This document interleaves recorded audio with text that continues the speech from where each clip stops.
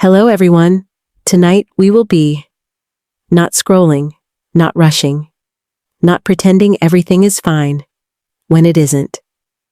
Tonight, we are sitting in the stillness, right before everything falls apart. The lights are dim. The air feels heavy. There's a dinner table stretching across a perfect backyard. String lights overhead, candles flickering, laughter rising and falling like waves. Everything looks beautiful. Everything looks safe.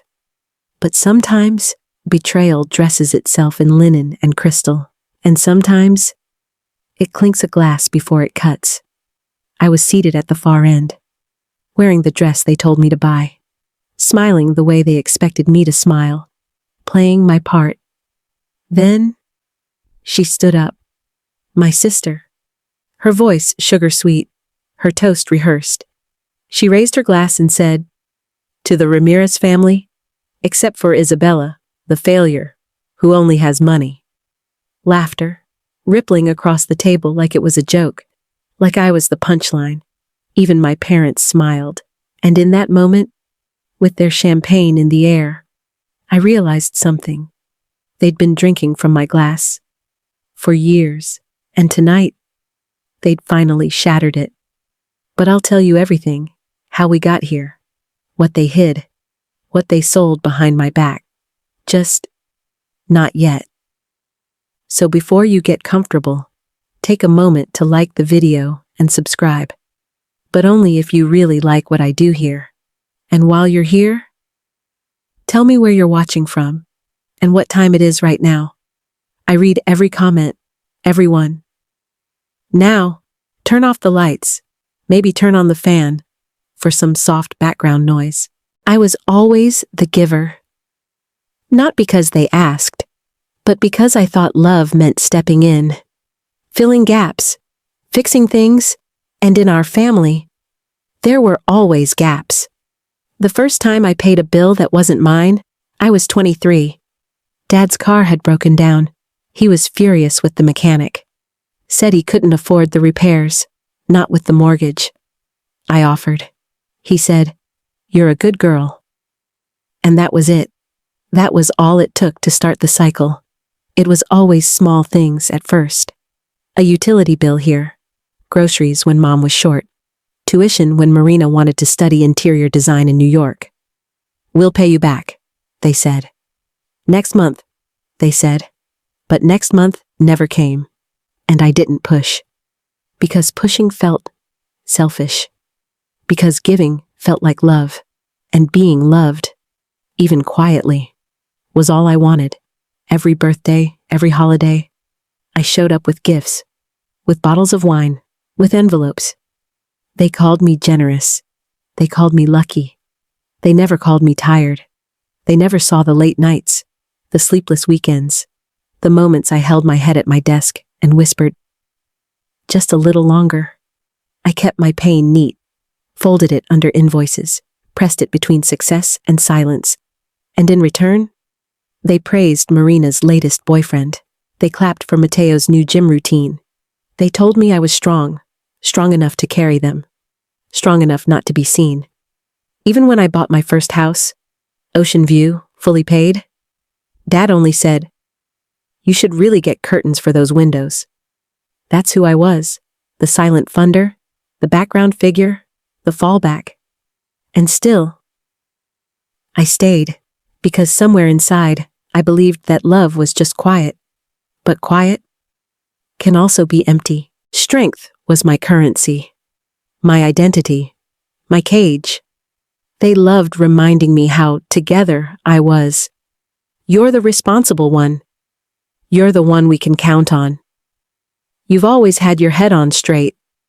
They said it like praise, but it felt like being drafted into a job I never applied for.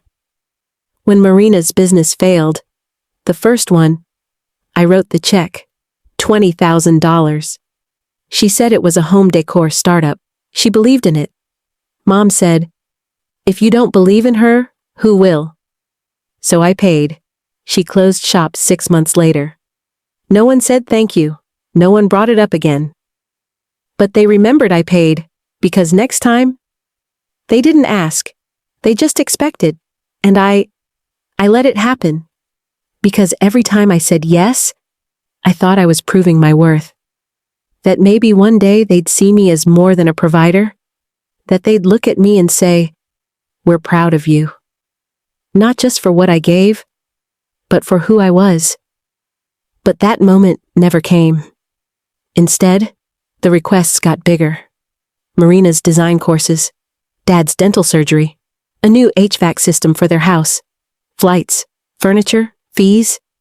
Each one dipped a little deeper, and every time I hesitated, they'd lace their words with guilt.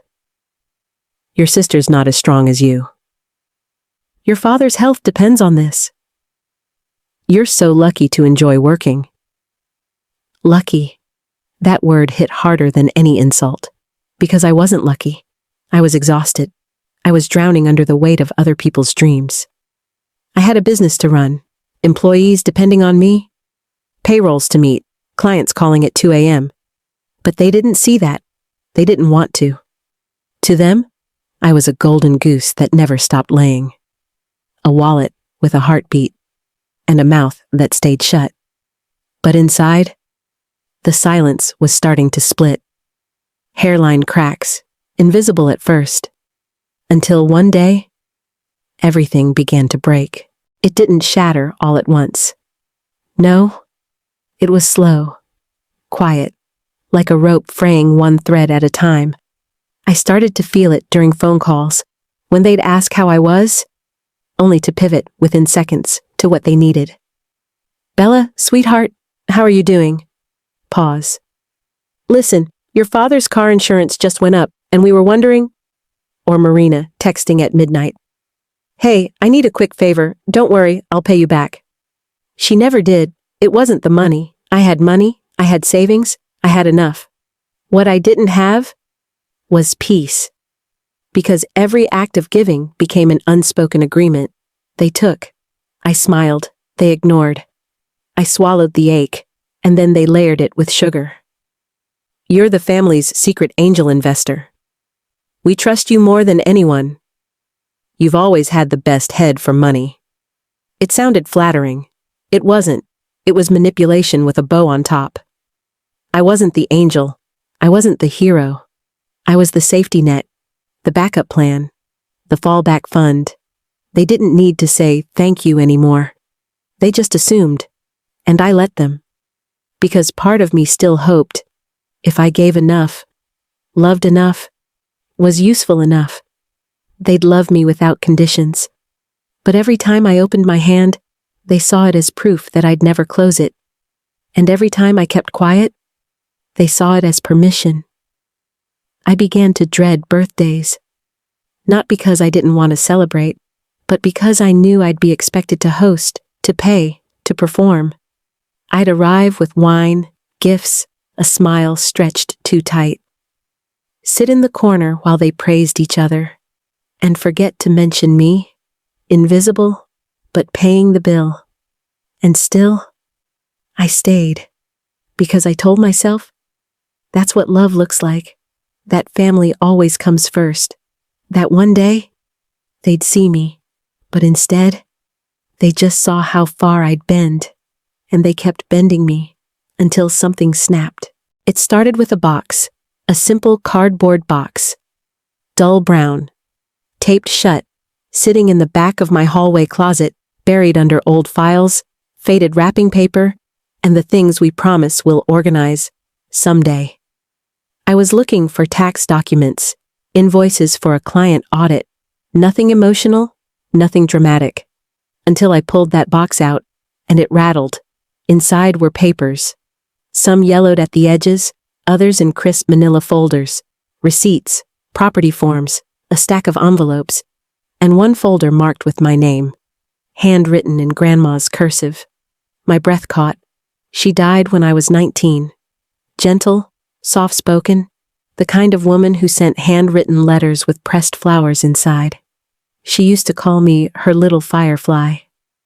I thought I'd said goodbye to her with a folded quilt and a few photo albums.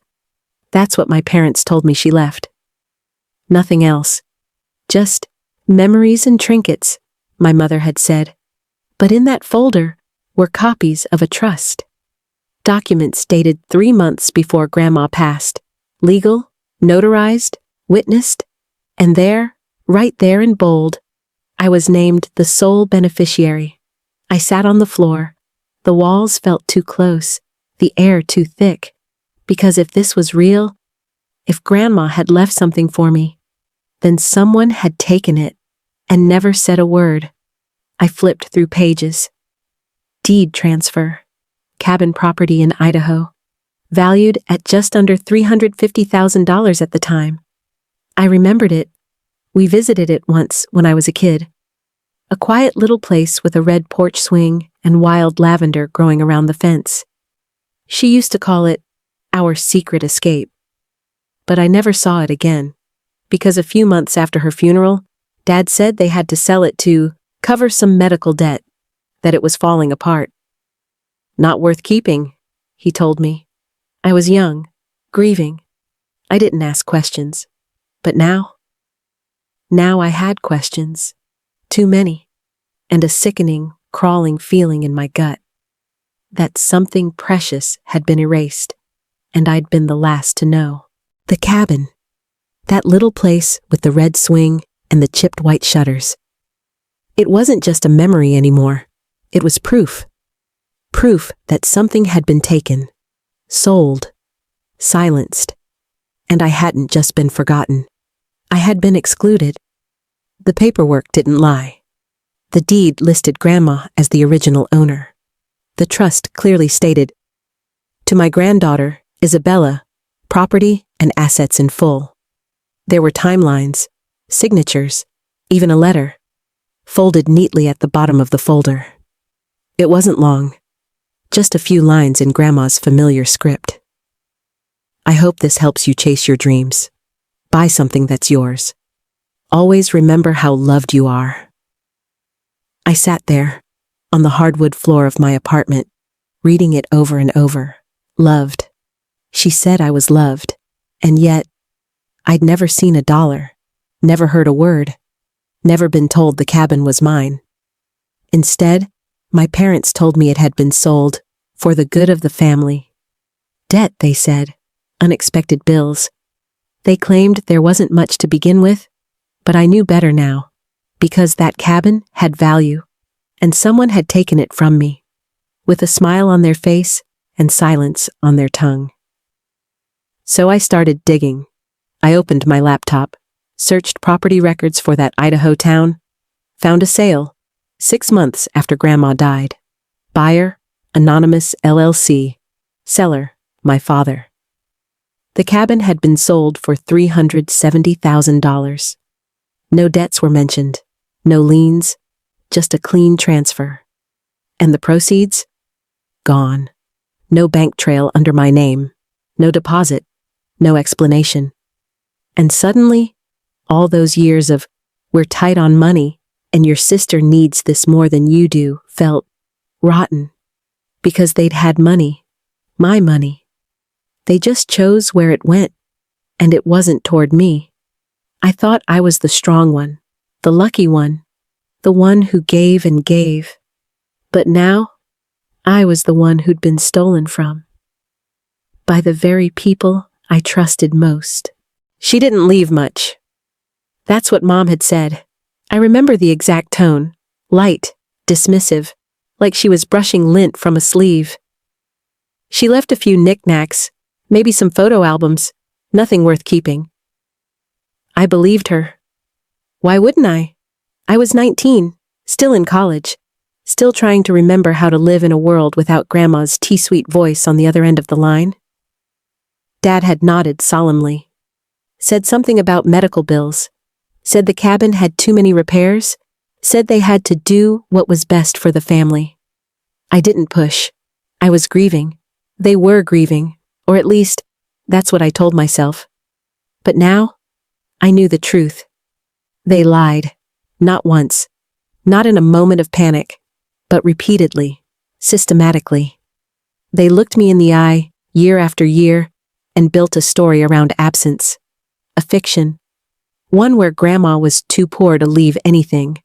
One where I didn't need anything because I was already doing so well.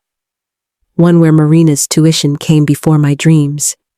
Where Mateo's car wreck mattered more than my stability. They'd rewritten the script and cast me as the strong one, because strong people don't ask for what's already theirs. But I wasn't just angry. I was heartbroken. Because this wasn't just about money. It was about being unseen, unvalued, unchosen. They could have told me the truth, sat me down, explained the pressures, the needs, the decisions, and maybe I would have forgiven them. But they didn't. They decided for me, took what wasn't theirs, covered it in silence, and let me keep funding their lives, while they buried what should have been mine. All those years I believed I was being generous. I was just being robbed, quietly, politely, legally perhaps, but morally? And the worst part? I still hadn't told them I knew. I was sitting with the truth, and they were still smiling, still sending texts about Marina's next venture, still hinting at upcoming expenses, still pretending the past didn't have a paper trail. But it did, and I had it now, in my hands, in my name, in black and white. The trust was real, legally binding, filed, signed, witnessed, and yet it had disappeared. One moment, it was Grandma's promise, a gift meant to launch my future. The next, it was a ghost story, something no one ever spoke of, something I didn't even know existed until I found that box. But now, with every document I uncovered, the silence became louder, the betrayal sharper. There wasn't just a cabin, there was a trust account, created in my name, with instructions to be used solely for higher education and relocation. There were bank statements too, old but clear. The initial deposit, $35,000. A small sum, maybe? But to 19-year-old me, it could have changed everything. I remembered struggling to pay rent in college, juggling classes and 3 part-time jobs, skipping meals, sewing the same black flats over and over again until the soles gave out. And the whole time, they let me believe I was on my own, that Grandma hadn't left anything, that I had to tough it out because that's what strong girls do. But they had cashed it, used it, reallocated it, without ever telling me. Dad's name appeared on the withdrawal forms, signed, stamped. I sat at my desk, heart pounding, hands shaking. It wasn't just some passive lie anymore. It was a deliberate misappropriation. And as much as I wanted to believe there was a misunderstanding, that maybe the trust had been dissolved by mistake, or maybe Grandma's lawyer had made an error, the facts said otherwise, because I found the final transfer, 4 months after her death, from the trust to a joint account shared by my parents, and then, gone. No explanation, no apology, no mention in the years that followed. Just cheerful smiles at family dinners. Just more requests for help. More emotional manipulation. All while pretending I'd simply been forgotten by my own grandmother. But she hadn't forgotten me. She remembered. She had loved me enough to plan for me, to protect me. They were the ones who erased that love and replaced it with guilt. I thought the hurt had peaked with that dinner toast. But this was something else. This was theft. Dressed in family clothing. It was time to gather everything. No more wondering, no more excuses, no more hoping that maybe, just maybe, this was all a misunderstanding. I printed it all. Every transfer, every email confirmation, every receipt from my bank showing money wired as a favor over the years.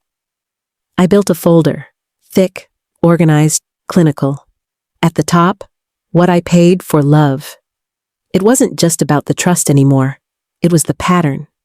the slow bleed of generosity turned expectation. The decade-long transaction disguised as daughterhood. I flipped through pages like chapters in a story only I had been reading. $20,000 for Marina's failed business. $8,700 for a wedding planning course she never finished. $1,200 for Dad's root canal. $2,500 for Mom's emergency flight to her friend's birthday weekend, called therapy. $6,000 for Mateo's third car after he crashed the other two. Over and over again. Withdraw, withdraw, withdraw. And what did I ever get in return? A seat at the end of the table. A laugh at my expense. A toast that named me the failure with money. But now I had numbers. I had timelines. I had the truth laid out like a map of every time I'd said yes when I should have been asking why. And at the center of it all, the cabin, the trust, the money Grandma left to help me start my life. They took it, spent it, buried the paperwork, buried my name. I found one more thing, tucked into the back of a file. A handwritten note from Grandma's lawyer addressed to my father. Short, too short. Per your request, enclosed are copies of the trust documentation for Isabella Marie. Please confirm receipt and intended distribution schedule. There was no response attached, because the schedule never happened. The money never came. And the story I'd been told, that Grandma had left behind only memories, was a fairy tale written to keep me quiet. But I wasn't quiet anymore, because I finally had everything I needed. The only question left was, what was I going to do with it? I started gently. A call. Sunday afternoon. The usual kind. Light voices. Empty words. How's work, Bella? Still so proud of everything you've done. You've always been such a blessing to this family. That last one? A blessing. It tasted bitter now. I let them talk. About Marina's new boyfriend. About Mateo's third attempt at trade school. About how tight things had been lately. And then, I brought it up. Softly. Casually. Hey, I found some documents from Grandma. Silence. Tight. Thin. Then Mom laughed. Oh, sweetie, you're not going through old junk again, are you? No, I said. It's a trust, with my name on it, for the cabin, and the money, from her estate. Pause. Longer this time. Then Dad. She didn't leave much, Bella. We told you. It all went into, family things.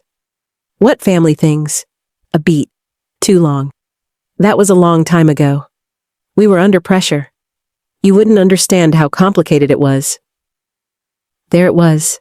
The pivot. From evasion to blame.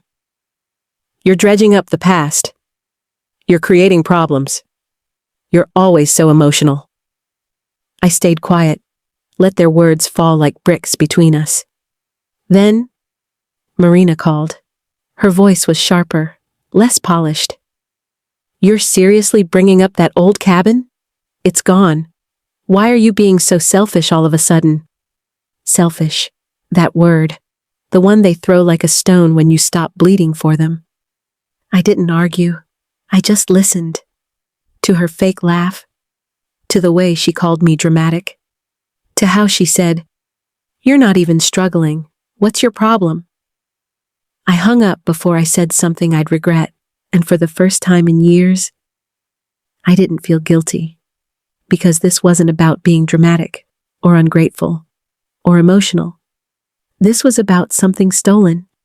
And when I sent them copies of the trust, the property sale, the bank withdrawals, they went silent.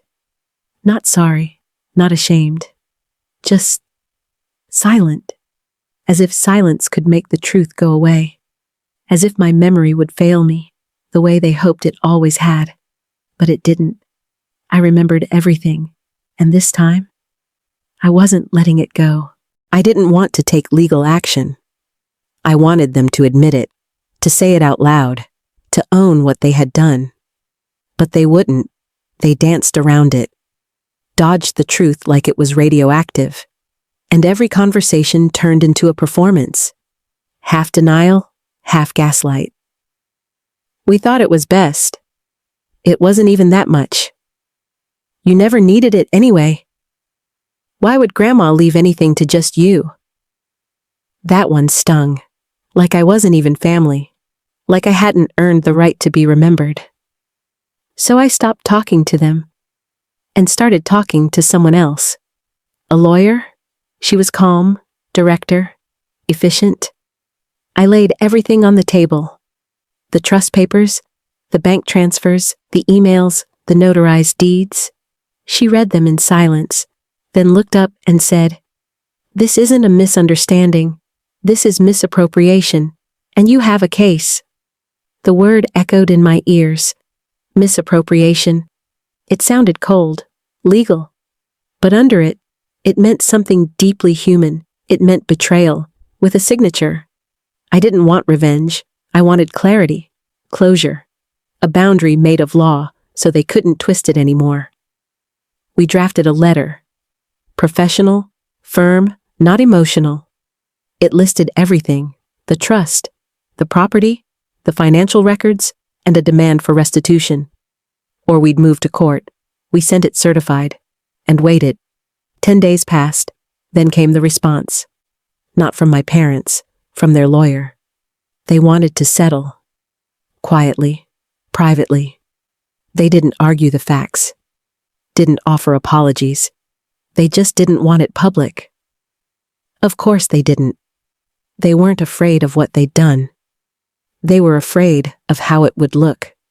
We negotiated the full amount of the trust, adjusted for time, plus a formal written acknowledgement that the trust had been redirected inappropriately. They called it a clerical error. I called it theft. But I accepted, because what I wanted more than their guilt was distance, a wall, a final line drawn.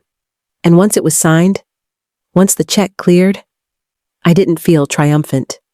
I felt tired. Tired of carrying it all. Tired of being strong. Tired of pretending that justice and healing were the same thing. They're not. Justice is what happens on paper. Healing, that comes later.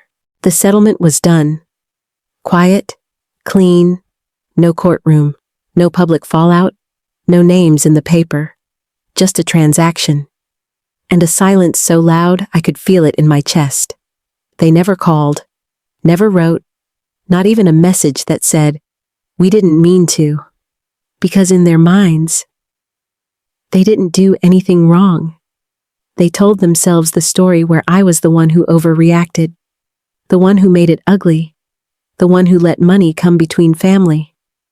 But I didn't let money come between us. They did, when they chose to take it, hide it, lie about it. And even after being caught, they refused to say my name with softness. No one said, "I'm sorry, Bella." No one said, "We knew it was wrong." Instead, they whispered behind closed doors. Cousins stopped texting. Family group chats went quiet. And Marina? She sent one message, a single text. Was it worth it? That was all. No apology, no acknowledgement, just blame. Like I'd destroyed something sacred by simply wanting what was mine. I didn't reply. Because yes, it was worth it. Not for the money, not for the papers, but for the truth, for finally seeing it all clearly, for taking my power back. But it hurt, more than I expected, more than I let myself admit at first. Because what I got in return wasn't peace. It was a funeral. A quiet burial of the version of family I thought I had. There was no celebration, no justice parade, no hand on my shoulder saying, "You did the right thing." Just an empty inbox, and a house that felt larger than before. Colder. Still. Sometimes I stood at my kitchen counter, that same counter where I first opened the documents, and just stared into space, wondering if they missed me. If they felt regret, if they even could. But wondering doesn't change what's been done. So I stopped wondering. I folded the trust documents, tucked them into a locked drawer, filed under truth. And I promised myself, never again. Never again would I beg to be seen by people who only saw what I could offer, not who I am. No one celebrates you when you draw a boundary, not in families like mine, where love is measured in favors and silence is mistaken for loyalty. After the settlement, the calls didn't come. No invitations, no "we miss you," just space, cold and thick like fog. At first, I filled it with noise. I tried to stay busy, work, errands, small talk with neighbors, podcasts I didn't really listen to. But the silence still came, especially at night. I would lie on my couch, lights off, city humming outside the window, and remember every birthday where I paid for the cake, every dinner where I sat at the corner of the table, every time someone said, "You're so lucky you don't need help." And I'd wonder, did they ever love me? Or just the version of me that kept giving? I wanted to believe it was the first. But deep down, I knew better. Love without respect isn't love, and help without gratitude is servitude. Still, even knowing all that, there were moments I missed them. Not because they were good to me, but because they were familiar. Because I'd built my identity around holding them up. And now that I'd let go, there was nothing in my hands, just air, and a kind of grief no one talks about. Not death, not heartbreak, but the loss of a role you didn't choose but lived in for too long. I realized, no matter how strong you are, you still want to be wanted, to be seen, to be called, just because. But I also realized something else. Peace doesn't always feel like joy. Sometimes, it just feels like quiet. And that quiet, the kind that doesn't come with strings attached, that doesn't ask you to shrink or sacrifice. That kind of quiet is a gift. And this time, it was mine. The calls didn't stop right away. They trickled in. Little tests, tiny taps on a door I had closed. First, it was Marina. A voice note too bright to be real. "Hey, just wanted to say I hope you're doing okay. I know things got tense, but I still remember when we used to build blanket forts in the living room. You're still my sister. And I miss you." It would have been sweet if it didn't come with a follow-up text an hour later. "Could you help me co-sign the lease? Just temporary." There it was, the price tag hidden behind the nostalgia. The old routine, dressed in new softness, the illusion of reconnection, as long as it came with something she needed. I didn't reply. Then came Mom, not a call, a long email. Subject, family means forgiveness. Paragraphs of guilt-laced paragraphs about how I'd embarrassed the family, how Dad's health was deteriorating from stress, how Grandma wouldn't have wanted this. No mention of the trust. No mention of the lie. Just emotional sleight of hand. The magician's trick of turning blame into love. I sat with it for a long time. Read it twice, then deleted it. No reply. Then Dad. One sentence. A text. "You've made your point." As if this had been a game. As if I was keeping score. But I wasn't. I was just done. I used to think no was a door you had to slam. Something dramatic, loud, burning bridges as you walked away. But I learned, sometimes no is quiet. It's choosing not to answer, not to explain, not to beg someone to understand your pain. It's not about revenge or proving anything. It's just a release. And that's what I did. I released them from my wallet, from my inbox, from the space they occupied in my head like tenants who never paid rent. I made room for better, for quieter, for people who didn't see my love as a resource. Not everyone liked the new me. The version with boundaries, with silence, with locked doors. But for once, I did. And just like that, it ended. Not with a bang, not with some climactic explosion, just a soft unraveling, like thread slipping loose from a sweater you didn't realize was coming apart. They sold my inheritance and told me it never existed. They rewrote the truth and asked me to live inside it, to smile in it, to pay for it. For years I did, because I believed love was sacrifice, that giving was proof, that silence was strength. But silence is not always noble. Sometimes it's just convenient for the people who benefit from your quiet. I was never supposed to find that box, never supposed to know about the trust, the cabin, the money meant for me, the love that my grandmother had tried to leave behind. And that was stolen before I could even touch it. But I did find it.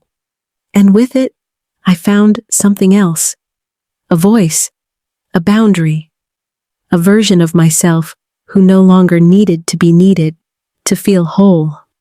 I don't talk to them anymore, not because I hate them, but because I love myself more now than I ever did when I was their blessing. And yes, sometimes it's lonely, but it's peaceful too. Because healing isn't loud. It doesn't always come with applause or reconciliation. Sometimes healing is sitting in your own apartment, barefoot on the couch, with the windows open, and realizing you're free. Not because you won, not because they apologized, but because you finally chose yourself. So if you're still listening, still here with me after all this time, thank you, truly. And if this story reminded you of something buried, a truth you've been afraid to look at, a version of yourself you've been waiting to defend, I hope tonight was the first crack of light through that door. Because you deserve peace, you deserve clarity, you deserve more than being needed. You deserve to be seen. So take a breath, let it all settle, and when you're ready, come back. There are more stories waiting for you here. Stories of truth and courage and the quiet kind of strength that no one ever thanks you for. But I see it. I do. Good night.